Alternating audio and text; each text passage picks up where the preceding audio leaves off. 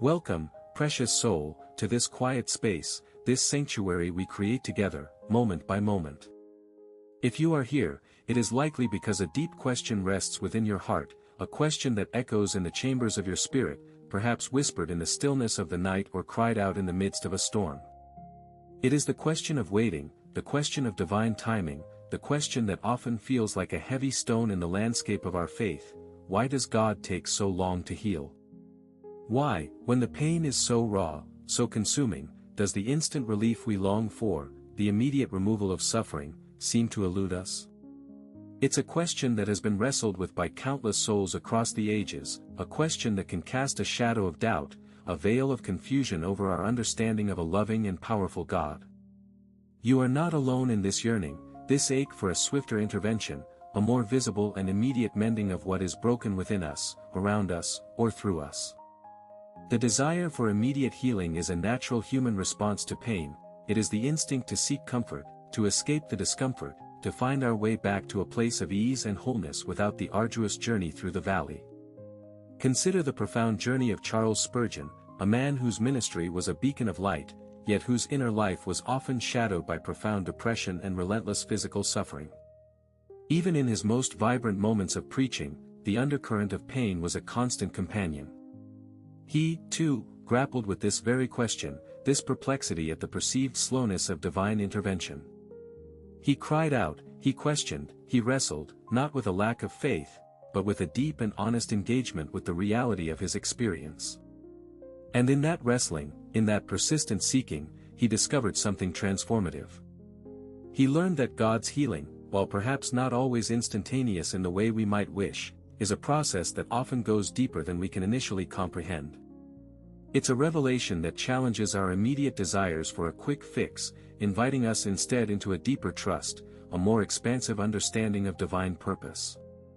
Spurgeon's journey reveals that sometimes, the very slowness we perceive is not a sign of absence, but a testament to a profound and intricate work being done within the very fabric of our being, a work that reshapes us in ways that a swift, superficial healing might miss. This exploration is for you, if you find yourself weary from the journey, if the path of waiting feels long and arduous, and if you've ever questioned the silence when your heart cries out for a more immediate response.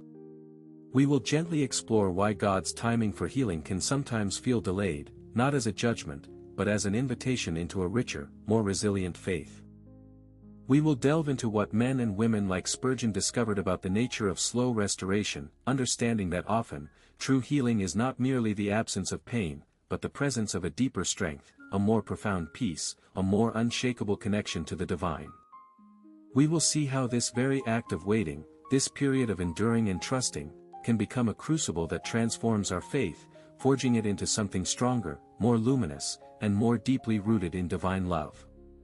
This is not about finding fault with our longing for immediate relief, but about finding solace and wisdom in the unfolding mystery of God's grace, understanding that even in the waiting, even in the perceived delay, a sacred purpose is being intricately woven into the tapestry of our lives. The journey of faith is rarely a straight line, it is more often a winding path, with unexpected turns, steep ascents, and quiet valleys. And it is often in these valleys, in these moments of vulnerability and perceived delay, that our deepest transformations occur.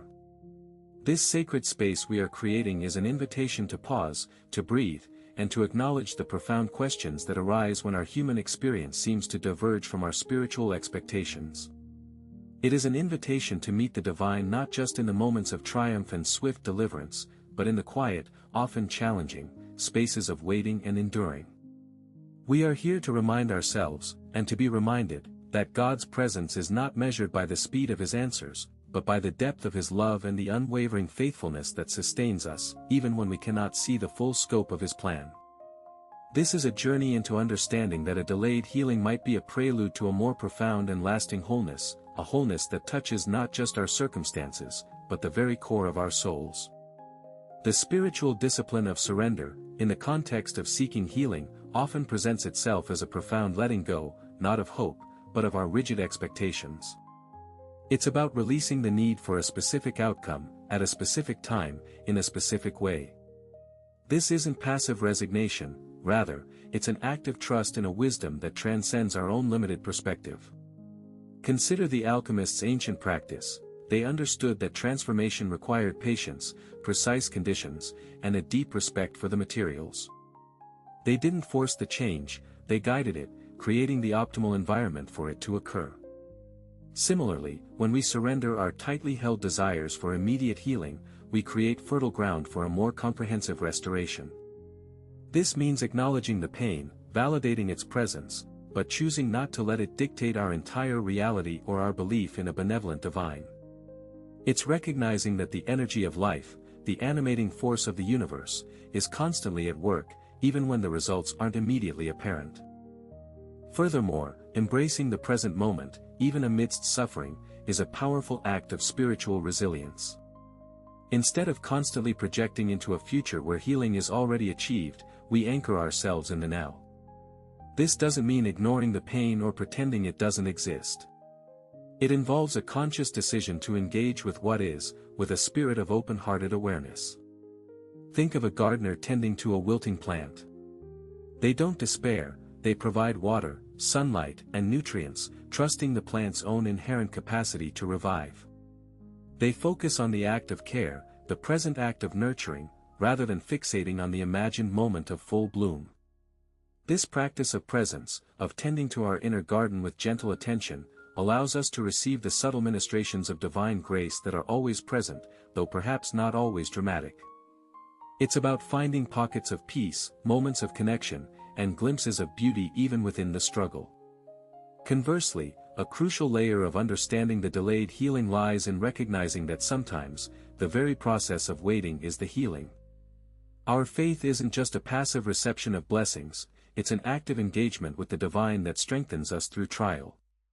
Imagine a blacksmith forging a sword. The intense heat and repeated hammering don't break the metal, they temper it, making it stronger, more resilient, and ultimately, more useful.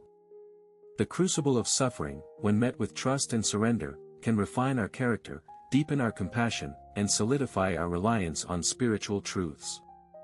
This is not to minimize the difficulty, but to reframe the experience as one of active spiritual development. The lessons learned in these periods of patient endurance are often far more valuable and enduring than a quick fix could ever provide. Building on this, consider how the energy of gratitude can shift our perspective even when circumstances remain challenging. It's easy to feel grateful when everything is going well, but true spiritual maturity is often revealed in our ability to find reasons for thankfulness even in adversity. This isn't about thanking God for the suffering, but thanking God in the suffering, recognizing the enduring presence of love and goodness that remains constant. Perhaps it's gratitude for a supportive friend, for a moment of unexpected peace, for the lessons learned, or simply for the breath that continues to fill our lungs. This practice of actively seeking and acknowledging the good, however small, acts as a powerful countercurrent to the negativity that pain can generate. It recalibrates our inner compass, drawing our attention towards the light, even when shadows loom large. Consequently, this unfolding process of slow restoration is not a passive waiting game, but an active participation in our own spiritual evolution. It requires us to cultivate a deep inner stillness, a place where we can hear the gentle whispers of divine guidance amidst the clamor of our anxieties.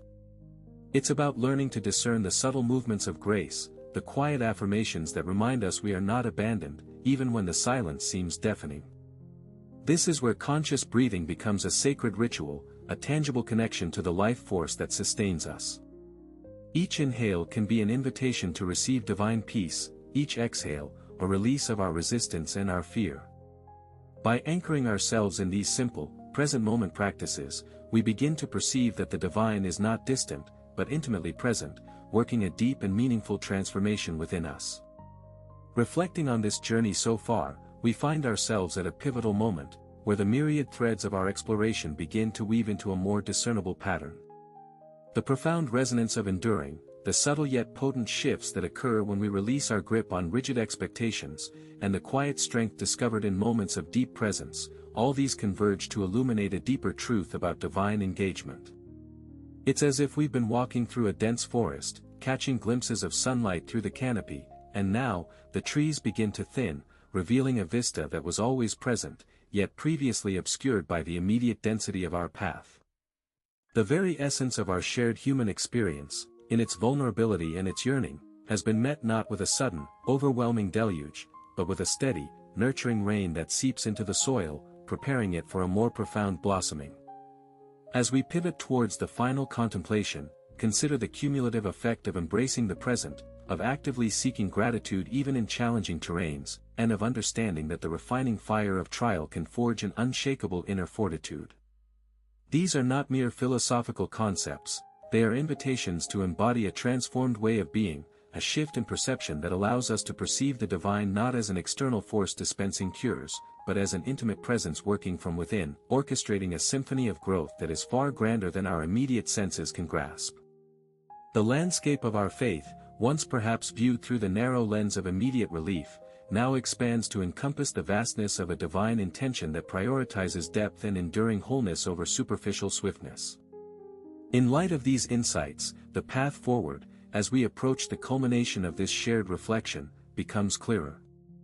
It's a path that honors the struggle, validates the longing, and yet, anchors us in the unwavering certainty of a love that is always at work, always present, even when its methods are mysterious and its timing feels protracted.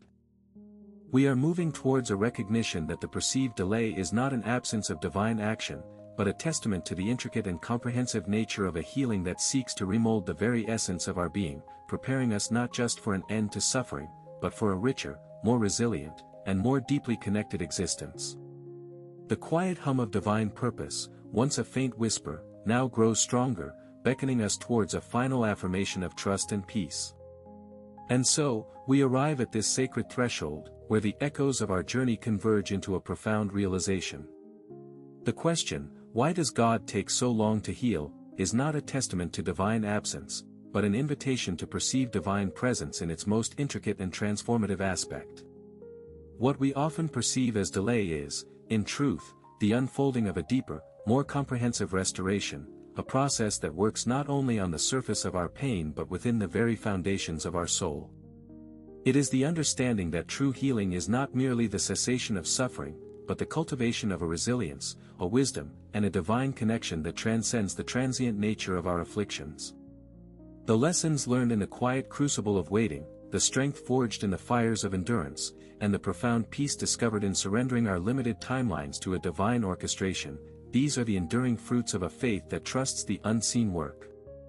The essence of this unfolding truth is that God is not late, He is, in fact, deeply engaged, meticulously weaving His purpose into the fabric of our existence, even when the patterns are not immediately discernible to our human eyes.